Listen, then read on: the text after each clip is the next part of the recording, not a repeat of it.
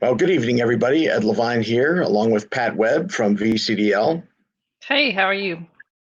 Hope you're all having a good day. This is going to not be one of those long 1 hour sessions. Hopefully, this will be 15, 20 minutes.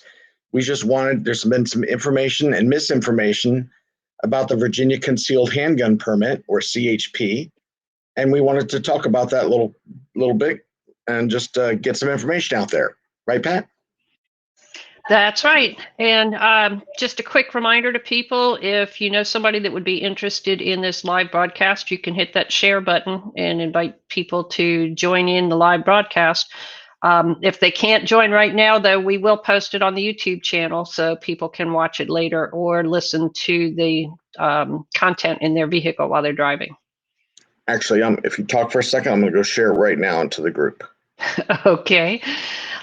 So we've been getting a lot of questions about changes in laws to the process for getting a concealed handgun permit, and also questions on how to go about just getting the permit in the first place. So there's been a lot more people lately that have been concerned about their personal safety. So they're considering getting a concealed handgun permit where they wouldn't have before, but recent events have increased awareness of the fact that the police are not necessarily going to be there to protect you. Okay. Well, so the first thing is CHP. We called it a concealed handgun permit.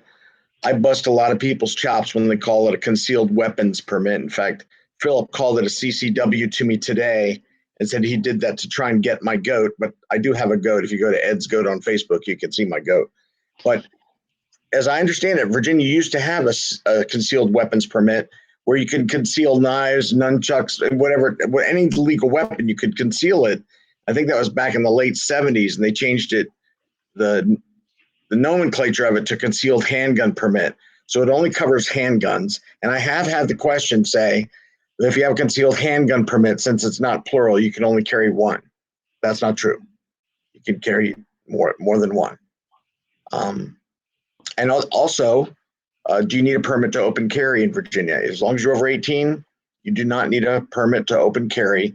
However, there are some counties like Loudoun, Arlington, Fairfax, Prince William. It's on our VCDL webpage. I can list them off to you too. If you're in those counties and you're carrying a firearm that has a threaded barrel or a magazine over 20 rounds and it's center fired, it's not a 22, then you also need your concealed handgun permit in those localities to even open carry, even though you're not concealing. Right. So the basic process for getting a concealed handgun permit in Virginia for a Virginia resident, you have to take some sort of training, and there's a list on the state police website of what qualifies. And then you take that certificate from the training and you submit that with your initial application and a copy of your driver's license to the clerk of the court in the jurisdiction where you live. The fee for the concealed handgun permit cannot be more than $50, but a lot of localities now are charging less since they're not allowed to fingerprint you. The clerk of the court will process your application. It's actually a court filing that you're turning in. And the police in your jurisdiction do a background check, and the judge approves your permit, and they mail you the permit. All of this must be done within 45 days. So if they don't give you an answer in that 45 days, then they must issue you a temporary permit until they do give you a final answer. The basic qualifications are found again on the state police website. Most of it is just the same qualifications for buying a gun, but there's a few extra disqualifying factors, like having a conviction for drunk driving within a certain length of time of your application. So go on the state police website and you get up-to-date information on all of that. The one thing that did change this General Assembly session is that online training will no longer qualify you as proof of training, but that won't take effect until January 1st, 2021. So for now, you can still take a class online. There's been a lot of people that say, oh, well, you shouldn't be able to get a concealed handgun permit without ever having touched a gun. The online training, the reason that we think it should be allowed, obviously with this COVID-19 thing, it shows one of the reasons why you should be able to take remote courses. But there are plenty of people out there that have grown up around guns, and they really don't need that one-on-one instruction, but they do need the certificate in order to qualify for the concealed handgun permit. So that's one instance where it would be appropriate. And me, as a gun dealer and as a firearms instructor, when people ask about getting their concealed handgun permits, I usually will highly recommend that they take an in-person class that also includes range time. So even after January 1st, there's no requirement in the law that you ever touch a gun to get that concealed handgun permit. The instructor will have to be in the room, but they don't actually have to have a gun in the room. They just have to tell you how they work and how to store them safely and go over the appropriate laws and where to find the information. So we do, and any good qualified instructor will recommend to somebody that's not familiar with guns that they take hands-on classes with range time.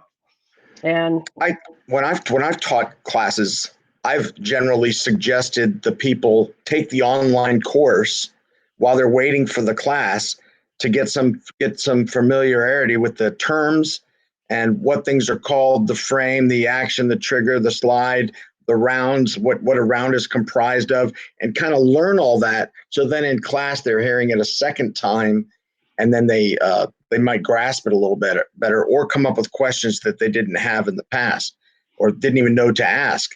And also, they can then go ahead and apply for their permit. So while they're waiting to figure out, I'm going to go shoot next Saturday, those 7 days, your stuff is already processing. And then, a couple days after you get out of your class, your permit arrives in the mail.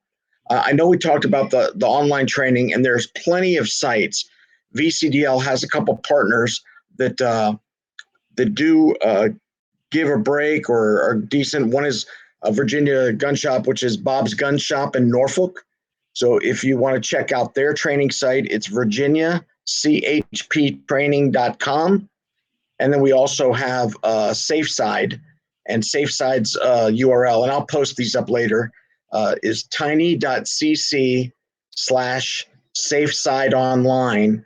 And on the SafeSide one, if you use code VCDL, you'll get $5 off, which makes them both, I think they're both around $25, $30. And then with one of them, you get $5 off. So check out both of those if you're interested. And like Pat said, if you do that now, training doesn't expire, but to apply and use the online training, you have to do it before January 1st of 2021. correct. And, here's another thing to consider, another valid reason for that online training. In-person classes are few and far between sometimes, especially right now during the quarantine and so forth. And the classes tend to fill up rather quickly. But for instance, somebody that is just left an abusive relationship, and maybe their life has been threatened by the ex.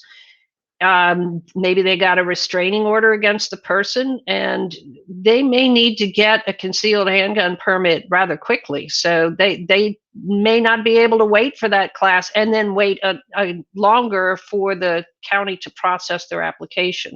So that's a very good reason why we really need to have that availability of online training. That's correct. And I did post up those two links. Hopefully I spelled them right because I'm trying to run the Facebook and also type out on my phone. So virginiachptraining.com and tiny.cc/safesideonline. Another thing about the permits is people always ask about is reciprocity. The Virginia State Police webpage does talk about reciprocity with who accepts our permits and whose permits we accept, except Virginia as a whole, we accept everybody's, right, Pat? That is correct. So there's a difference between reciprocity and recognition. Virginia recognizes all other states' permits, but reciprocity is a two-way street where they recognize ours. So what's listed on the website, on the state police website, are states that we accept theirs, we recognize theirs, and they recognize ours. So that list is shorter than the list of states whose permits we recognize, because we recognize all other states' permits. And on the notes, did I cover the difference between the CHP and CCP, or is that something you were going to talk about? I think we went over that at the beginning of the segment here, but we can go over it one more time. The only reason some people say I'm a jerk about that. You're a jerk about that. People say CCP, CCW, CHP, and I'm of the mindset that if you, as a gun owner, are a professional and you know your craft, you know your guns, you know the law, you read the code, then don't call magazines clips. Don't call cartridges or rounds. Don't call them bullets, because the people that are around you that are learning, especially with not a lot of new gun owners, they're learning incorrectly. And that could end up catching them in something if they're not word for word. So that's why I always bust people up. And when I was in the Marine Corps, we called them weapons. And I just, even in the NRA training courses that I've taken, in the beginning it says, do not use the term weapon in this course. Now, some may argue, some may not, but it says, and the idea is that if you use the term weapon, it's for offensive tactics. But a handgun, firearm, pistol, lead slinger, those all are less aggressive. So maybe for defensive tactics. And when they took a random jury and they said the term weapon, two jurors of the jury were like, yeah, that sounds a little like more vigilante or whatnot. So is it true? Is it a tale? Who knows? But I would rather err on the side of safety and rather have those two jurors either neutral or on my side, rather than be prejudiced already with the word weapon. So in my general conversation when I talk about guns, I don't say the W word generally. That's a very valid point. And the other thing to consider too is that using incorrect terms can cause misunderstandings. So when you're talking to somebody that is not familiar with the law and the circumstances, and you say concealed carry permit or concealed weapons permit, it tends to give the impression that it covers more than just handguns. But the fact is that in Virginia, we do have that concealed handgun permit, and it does not cover other types of weapons. Same thing when you're talking about magazines, cartridges, all sorts of things like that. Again, I'll go back to the gun store situation. People will come in and they'll say, do you have any 9mm? And I say, 9mm what?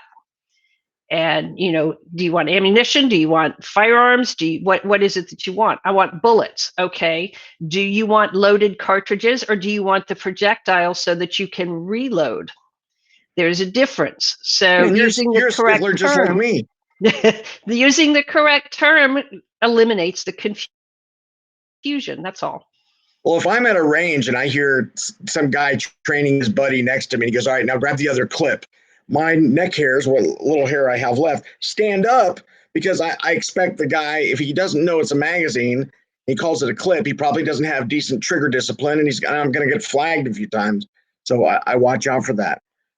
Now, there was a law enforcement officer or former law enforcement officer that asked today in the forums if his retired law enforcement credentials will waive him will it be an exception during the 1 gun a month law when that comes into play? And I read all the exceptions, and it sounds like he needs to get a permit. So that's one of the exceptions. The new law that's going back into effect, we had it years ago, that says you can only buy one gun a month unless, and then it lists 20 things. And one of those is if you got your gun stolen, one's if it's for work, blah, blah, blah. One is if you have your concealed handgun permit, that one gun a month doesn't apply to you. But in this case, this former law enforcement credentials was not one of the exceptions, so he will need to get one. Another thing that the CHP affords you that people don't know about is there's a federal law about going within 1,000 feet of a school. I've never seen it charged in my many years of firearm activism, but that is also a law that goes away if you have your handgun permit. And I'm going to pull that term law on you here because it is not one gun a month, it's one handgun a month. It does not cover long guns.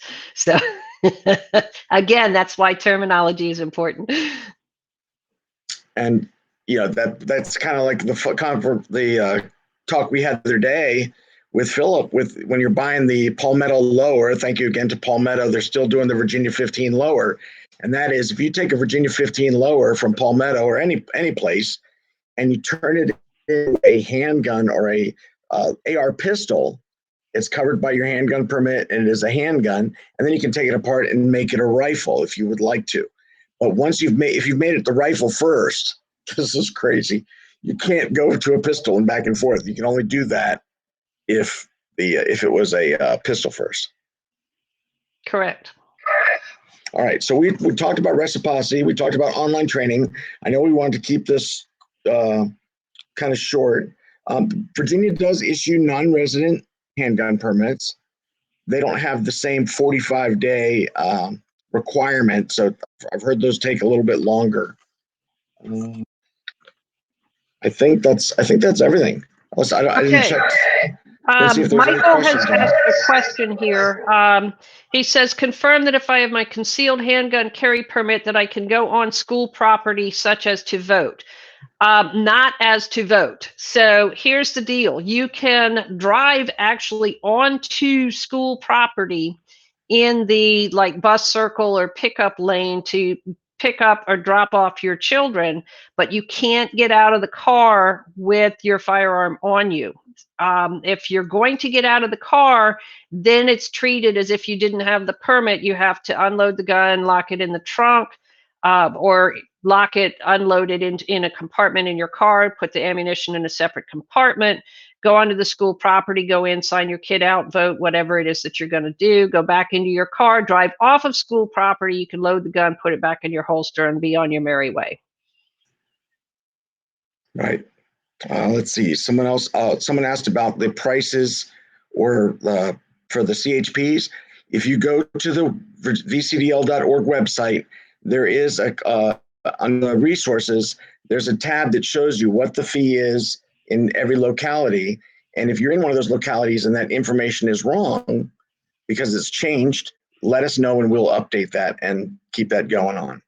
Also, if your locality is one of the ones that's charging $50, then start pressuring your board of supervisors to get that fee lowered.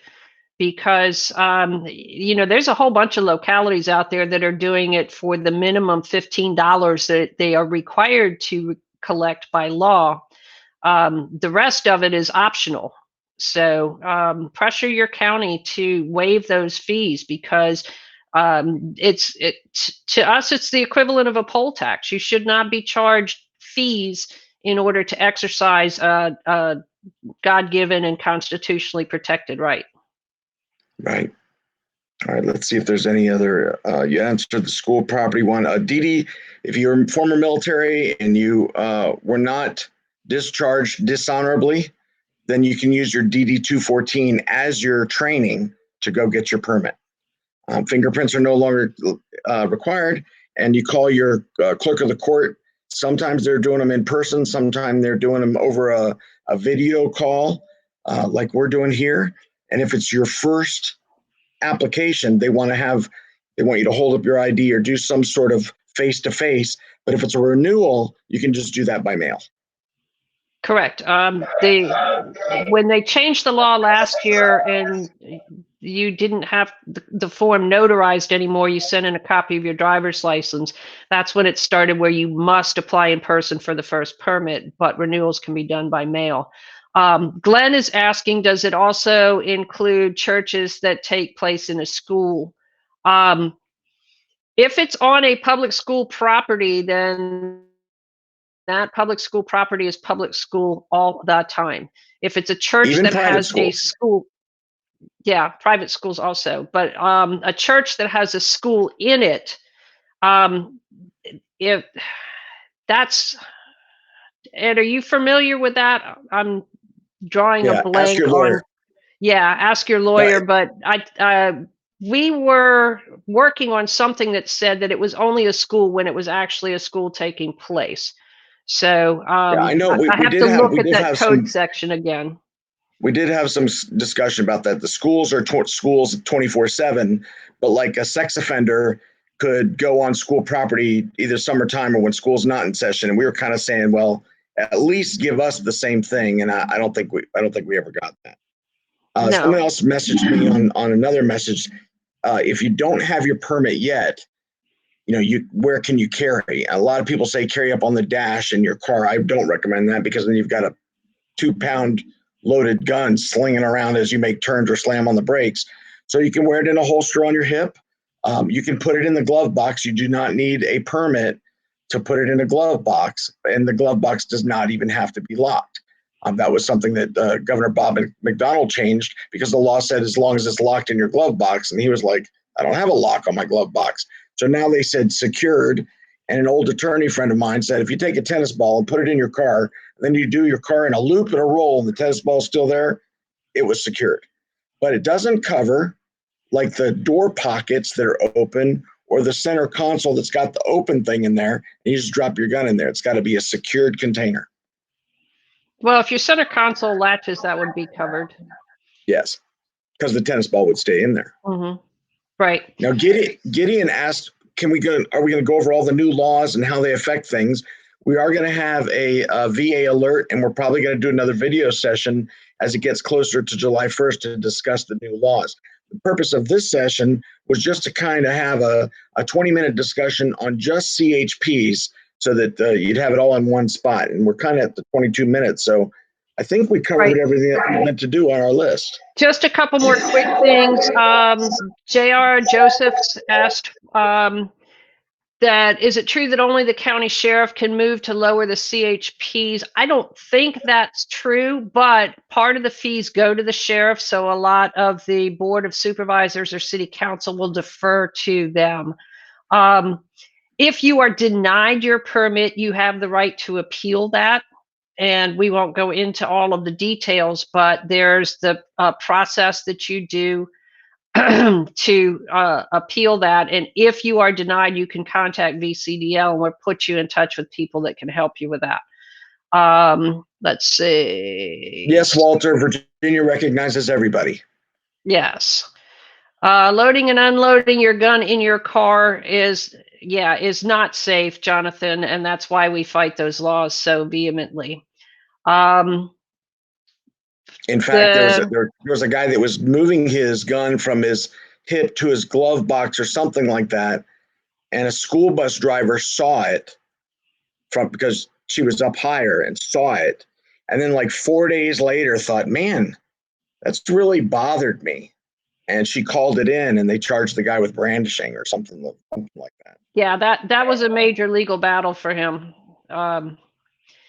So, and again, putting it on your dashboard, if you do it in a way that somebody feels threatened, you could be charged with brandishing.